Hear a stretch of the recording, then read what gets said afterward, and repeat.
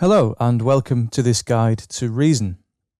In this first series of videos, we're going to have a look at how Reason is put together, its different sections, how you navigate your way around them, what they do, the kinds of modules that you'll find in Reason, and how they all work together to create this music production environment.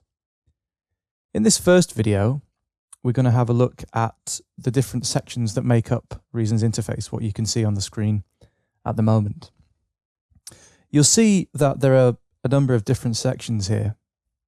What we have is the mixer at the top, the rack section in the middle, and the sequencer section at the bottom. And in addition to those, you get the transport panel running along the bottom of the window and some project navigation sections around the edges here. Now we'll get into what those do a little bit later on, but first of all, let's have a look at the rack.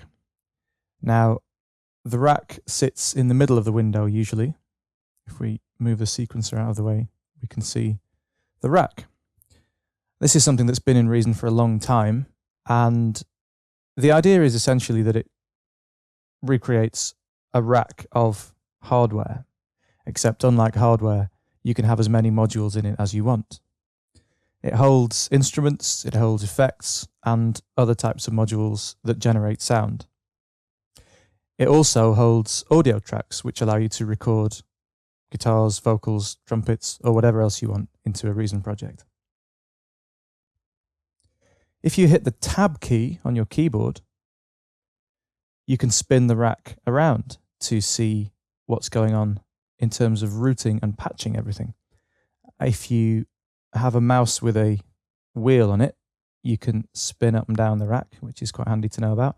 If your mouse doesn't have a wheel, you can use this navigation section here on the right to zoom up and down. That's something we'll talk about a bit later on, but it's worth knowing how to get to it. That's the Tab key on your keyboard. Down at the bottom, you have the sequencer. And this is a pretty straightforward linear sequencer, a timeline left to right. This holds MIDI tracks, which trigger instruments. It also holds audio tracks, onto which you can record sound. And a little bit later, we'll see that it also provides you access to things like automation, block-based composition, and editing of audio and MIDI parts. The third main section in Reason is the mixer, which lives up at the top here. Now the mixer is a lot bigger than there is room for on the screen, and if you use your mouse again, you can see that we can pan all the way up and down this rather large mixer. All these sections can be split off separately into new windows, and that's something we'll look at a little bit later on, and makes your life a lot easier because there's a lot going on in Reason, but it doesn't mean that you have to necessarily do lots of scrolling. You can split windows off, or you can keep everything on one screen and move between the sections by dragging windows, but we'll have a look at that shortly.